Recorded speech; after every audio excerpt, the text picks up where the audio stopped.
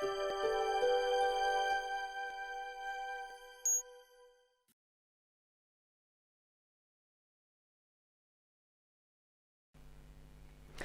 everyone, how are you doing? I'm about to start the hand engraving of a whiskey glass, and this is for a client, and it's for the first time in 37 years I'm doing something that I haven't done before, and that is a scene from D-Day, which is quite emotional, I think. I know when I was looking up pictures, I kind of put myself right into the scene with those young lads, and I just felt myself welling up. I had to get out of there fast. It was just too tragic for words. Anyway, this is a little whiskey glass which I have sandblasted, some basic wording. HMS Ajax is, I'll put that there so that you can see it more clearly. It is the ship that this gentleman was actually on D-Day, and it's a gift to him. Obviously he must be quite elderly now, but incredibly meaningful. Right, so the picture obviously is not going to be a very good one. Hang on a second. We have I'll show you the big version first. Okay, that's the image that I was given. I hope that's nice and clear. Yes, it is. And you can see the guns firing, and that's what they want me to show, with all the smoke and everything.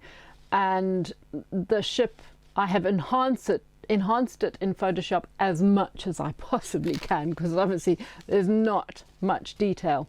Then I found another picture of the same ship where it is showing the detail, obviously another day, another time, and so that I can actually see what basically is going on here, and also the fact that, quite frankly, it's a light color.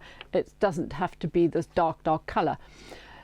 So when I say color, I mean shade, of course. We've got no color in our images.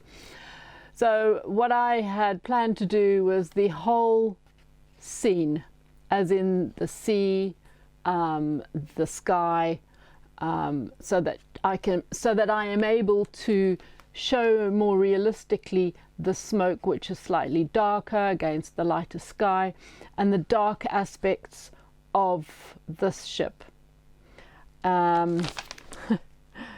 So it's going to be like a little mini painting, and I say mini because obviously I can't go too wide around the glass, otherwise it'll start to really bend and distort and look a little bit amateurish. So I'm keeping it within sort of the limits, and here I have got the actual size. So this glass is slightly flared out, so as you know, it's not going to be straight artwork. This ship obviously has a very flat sort of bottom part of the image, and I have put that on the tiniest curve, but it makes a difference. So I haven't put any lines on here, but I'm just going to give you a rough idea of sort of the level of it. Where's my writing? There's my writing. So this is going to go, let's put it inside, shall we? I'll do that. It's going to go roughly, sort of roughly there, I suppose, centered clearly. But you can see it's already going around the glass. I really don't want it to look silly, but if I make it any smaller, it's just going to be so minute and so flat and skinny, because there's not much height to it. So I am, as I say, keeping it to the maximum size I'm comfortable with.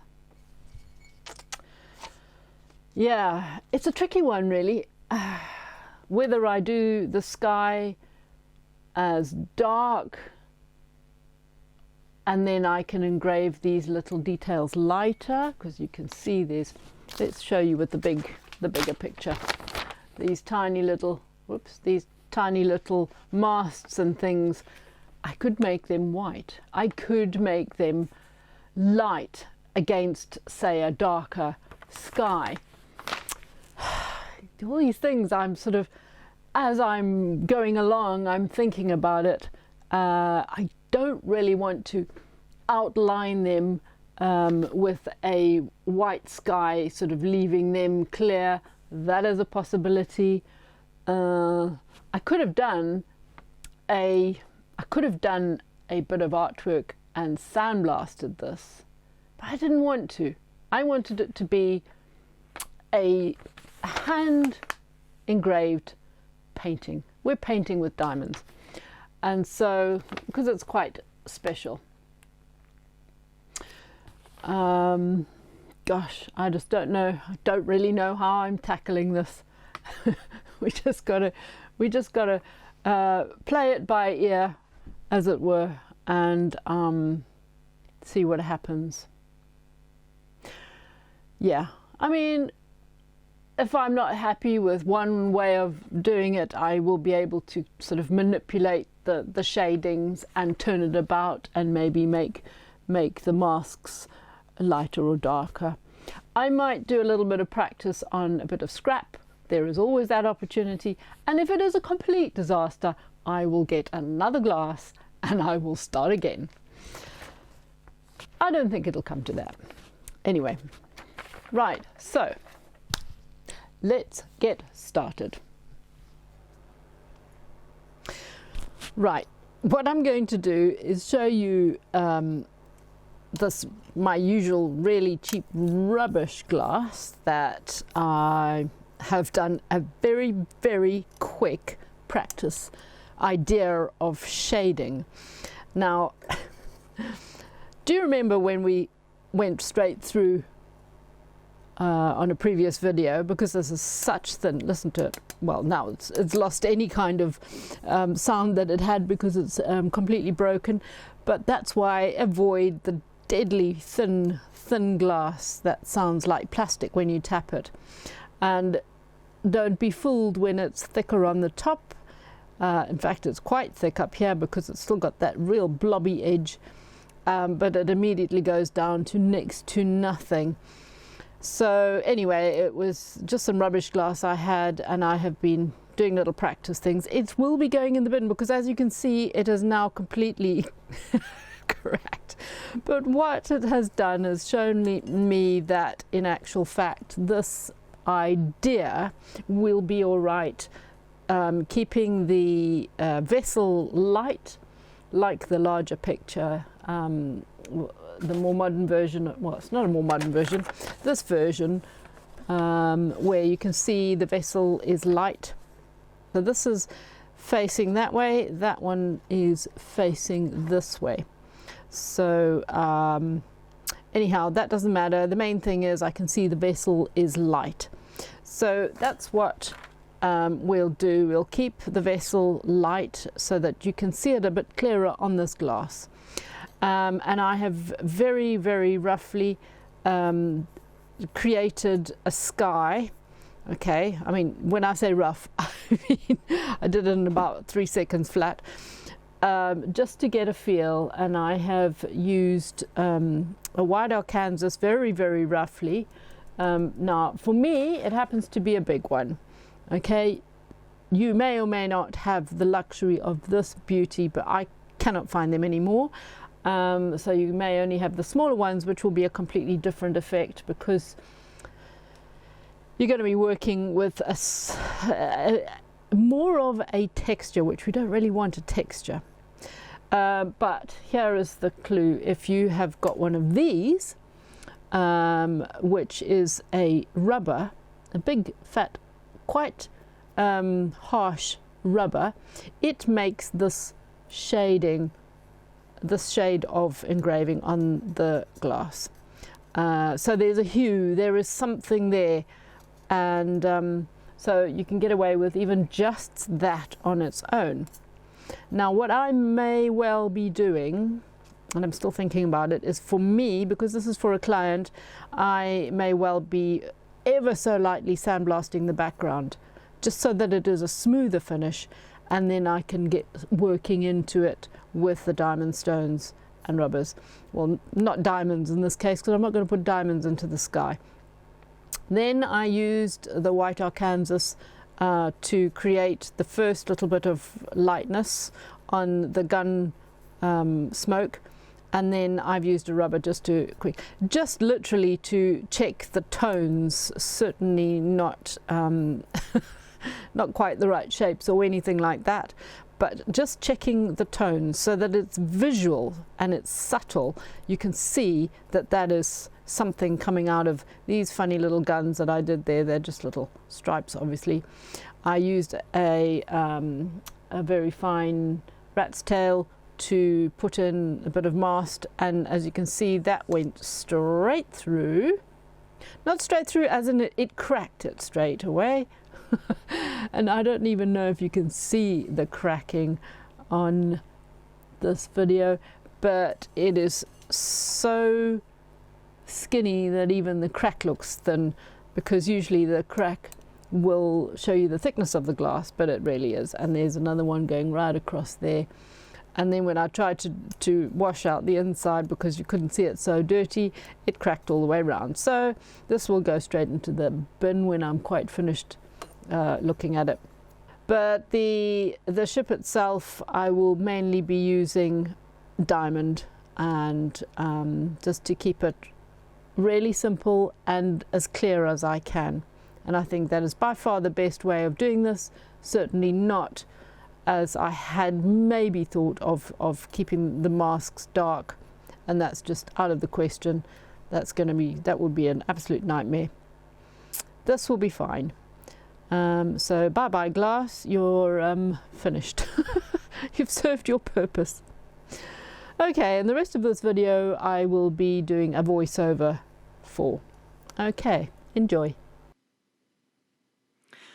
So the first thing I have done is marked the area which I would like to engrave the entire picture into.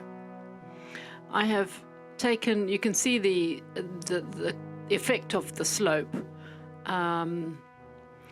mainly the inside of the glass being slopey as well, sort of getting thicker as it goes towards the bottom, so that doesn't help. But the curve that I have put the vessel on means that it is in fact straight along that line. So what I've done on the sides, where you see the line straight down, it's really important. I hold the glass flat and I use a set square, hold a set square up against the glass and draw the line from the bottom to the top. And that makes sure that you've got a straight line going up there. Now I've got my really thick abrasive rubber, and I am roughly going across there. You can't actually see very clearly what I'm doing, but I'm actually following the line of the bottom of the picture. The green line you see going across the bottom, I have put the ship onto, and the line of the water is below that. So this burr should be creating that hue on the glass, which is not bright, it is just there. It is, as I say, got an abrasive in it, and it should be creating it. And of course I can't see, just as much as you can't see, what it's actually really doing on the glass. And basically it turns out not a huge amount. Now I'm showing you this picture because there is like a slope on the glass, and this is me having a real Doris moment. We call it a Doris moment if I'm being a little bit silly, because I'm thinking, what on earth is that slope? It is there in the background, a very, very faint slope. But I thought about it. I thought, there's no ways, are there any background mountains or any cliffs or anything like that, so it's certainly not that. And I was scratching my head wondering what that slope was, but in actual fact there is a distinct line between the ship and the horizon of the sea, and what has happened is the ship was at an angle in the original photograph, and it looked silly. So because it was a matter of a very small amount, I just tipped it so that it is straight across the glass, which meant that the horizon then went at an angle. And so the area that was behind the ship, because it was, as I say, definitely a different area of color, but that's just the way the horizon was working. You know, the sea behind the ship had various waves from other ships or whatever was going on, and it was causing this line. And so basically there were two different colors, if you like. And so I thought one was some sort of distant contour of land, but yes, that was a silly moment. So you will see I'll be contending with this later on. I make sure that it's just a simple horizon of water, that's all, so don't worry. Here I've taken a rather large white Arkansas, my beauty that you can't get anymore, but it is a white Arkansas, so what you want to try and do is avoid a texture so much. But the thing is, it does not quite give me the shape that I want. It's almost got sort of flat ends, but at the moment I'm just marking out where this smoke is. I think the shape of the smoke is quite important because obviously the guns, I think it's strange because it almost looked as though they've both fired at the same time. Now, whether that will have happened or not, I have no idea. Here I've got my soft grey rubber. Anyway, oh, and I've wet the glass. You can see it suddenly became clearer. I dipped my finger into water and I wet it so that I can see the shaded areas a little bit clearer. As I was saying, it's quite important where these puffs of smoke are, because obviously it's the behaviour of the smoke after it's been fired. I say, it just looked to me like both had been fired at the same time, but I think that probably is a little bit silly to think that. Maybe one at a time. I don't know. What do I know? Nothing.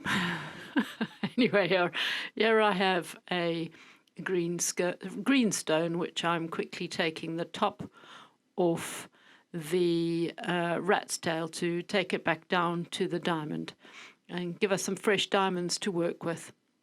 Because, as I say, I'm doing the shiny top outline, or the shiny outline of this vessel.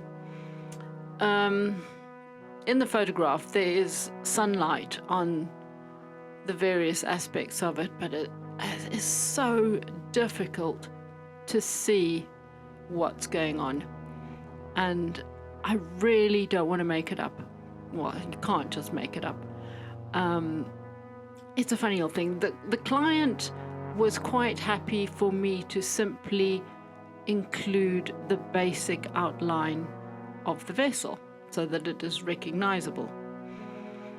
But I said to her, of course, that this is something that I would like to, you know, try and get as much detail and effect as I possibly can, instead of just a little cartoon outline. Now there you can see the tiny little guns. It's so weird to think how enormous these weapons are. You think the size of that barrel, and here I'm creating it with a teeny tiny little rat's tail burr. I have a funny way of thinking sometimes. But there we have it. Realistically, we are putting a massive ship into what I think is about 6 centimeters wide, which is quite ridiculous, really.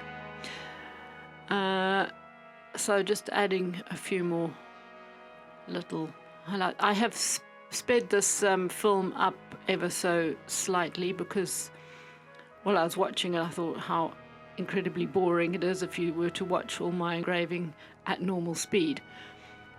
So it's just a bit faster than normal. I think at the moment I'm probably on 120% faster.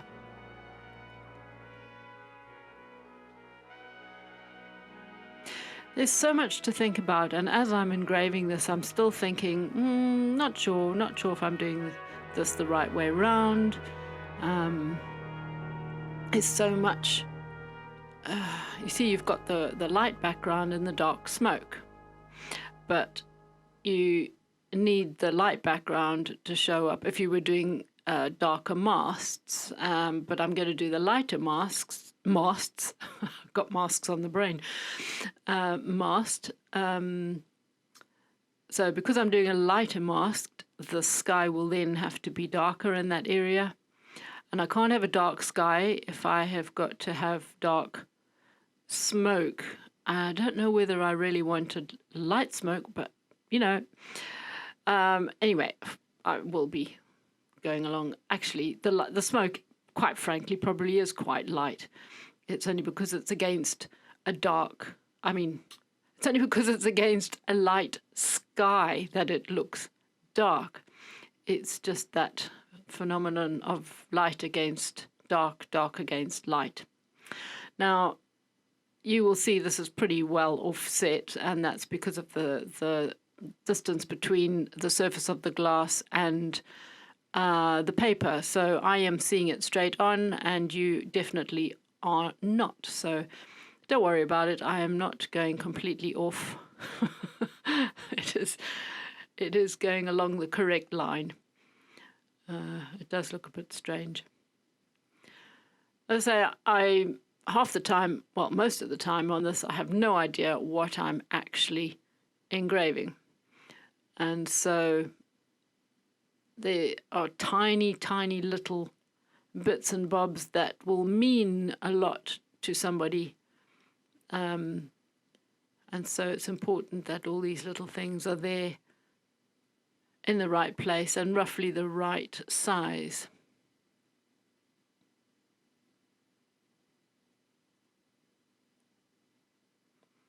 Let's say roughly, because that I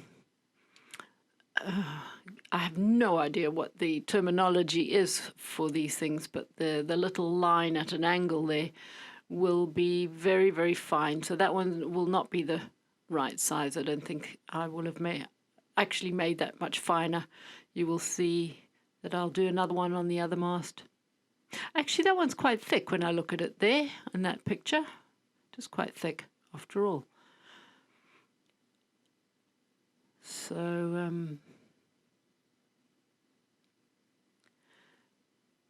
yeah, this is an interesting challenge. This video is part 1, and at the end of this video you will see a very strange image. And that is as I prepare to do, should I tell you or not? Yeah, I'll tell you. I will be etching with hydrofluoric acid. So that will be in the next video, which will be probably the first video into December. And so I've done quite a lot more of this glass, and I've virtually finished. But it's funny when you look at these things on a video or in a photograph, and you stand back and you think, no, I'm still not completely satisfied with my sky. So you will see, not so much in this video, but the next video will be an interesting journey as this changes and morphs. Morphs? Is that the right? Can't think of the word now. You know what I mean. Anyway, it changes as into with various different techniques to try and get the effect that I want. It's quite a challenge. So even I still don't know what my final techniques will be. That's the exciting part about it, though. Really exciting.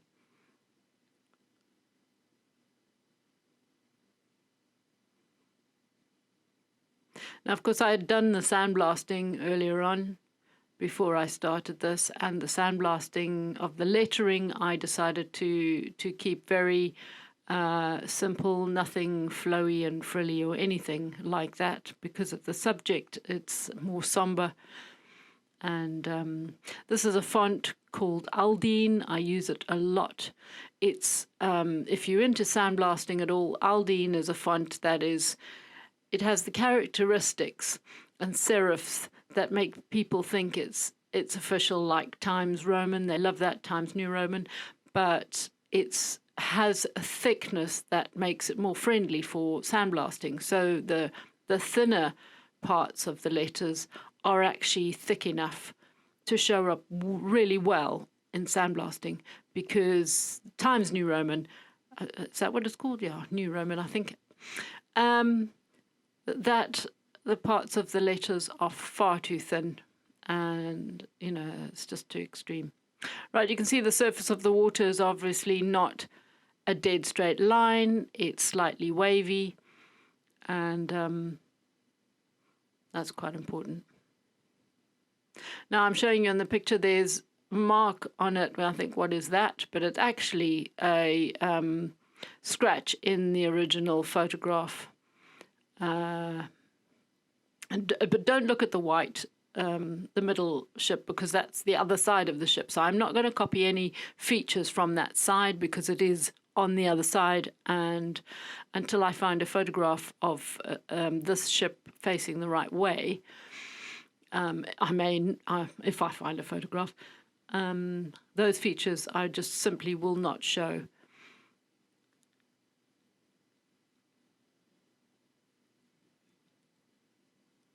The tiny weeny details of this flag are quite important. So basically I have done as much as I'm going to while I've got this picture behind it. So you can see how unsuccessful my rubber burr was in creating the outline. It is there. It is just there. You can actually see something, but not as much. You saw the hand gesture. That's to go along with what I'm saying. There's not as much as there should be. I thought it would make much more of a mark. So already I'm sort of thinking, my goodness, what am I going to do with the sky? I really should have sandblasted the entire background to start playing with. I really should have. Anyway, so what I'm doing here with that same rubber, I am running it across that abrasive stone, and I am trying to get, there you can see instantly a slightly better effect. I'm trying to get to the abrasive parts. Obviously there's an abrasive material going all the way through the burr, and so I'm just trying to get down to the rest of it to see if it'll make a difference. Slight difference, still not really as light as I wanted it to be. See, what I'm trying to avoid in the sky is texture, because small burrs will create a texture, and that's just a pain. The sky needs to be nice and smooth. Actually, I was looking up the weather on that day that's when I was getting all emotional, looking up the weather forecast on D-Day, just so that I can see what the sky was really like. And it was quite tricky, but from what I could gather, it obviously was a cloudy day, which really helps me because then I can make the sky cloudy. So now I've got back to. I realised actually that that's a little bit scary, having that scratchy bit of stone in my hand. So I think I'll get rid of it just now, hopefully, because it's too easy to just forget you've got it in your hand and then scratch the glass. So I'm still persevering with this jolly old rubber. One thing I am doing is breaking the surface of the glass slightly, but I'm also marking out the area still so I can see where I must remain within.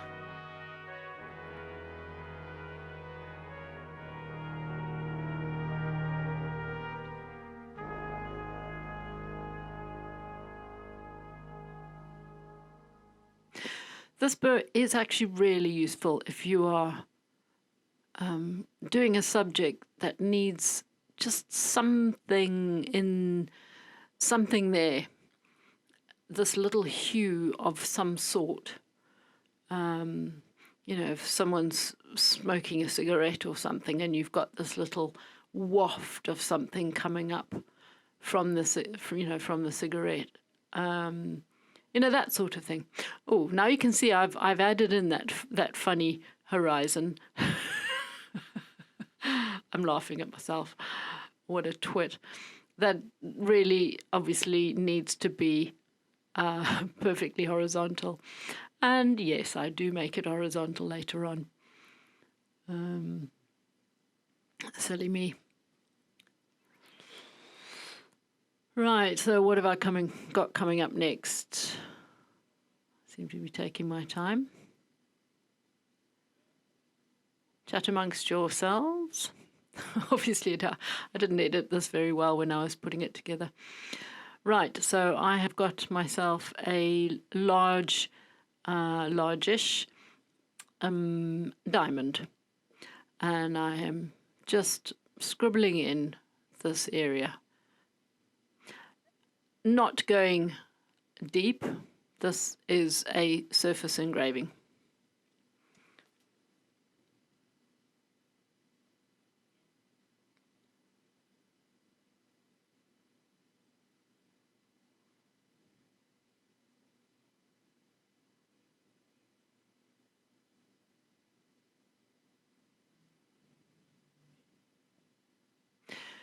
Again, speed it up. I have a feeling I've got this up to 130% of normal speed. And what I'll be doing is leaving tiny little areas between this shade of white and the white elements that are within the ship.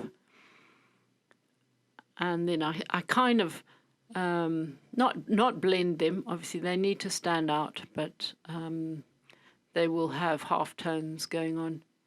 And as I'm doing this the whole time, I'm just thinking, oh my goodness. No, I've got a green stone in my hand here, and this green stone is.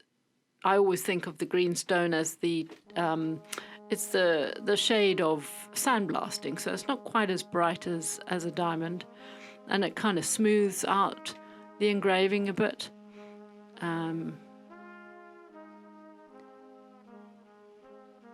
just experimenting with shades, thinking that my sea will be lighter as well, but that doesn't matter because you're going to put lots of little, not big waves, I have to say, they're only small ripples in the water.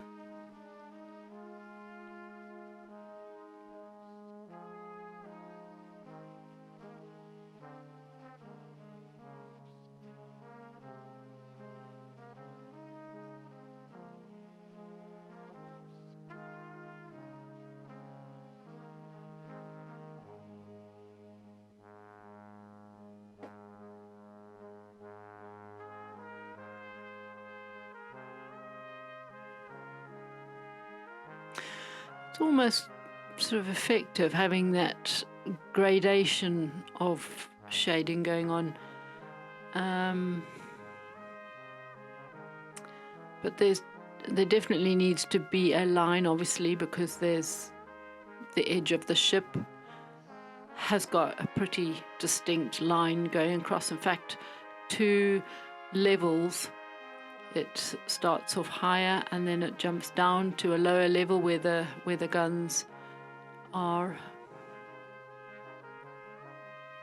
What am I looking at? Obviously, I'm not going to show you.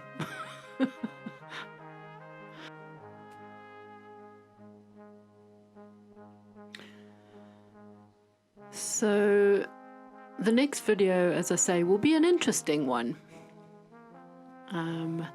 As I tackle the next stage and change, and here you see the start of it with this fascinating adventure where I will be using some hydrofluoric acid that is about 35 years old.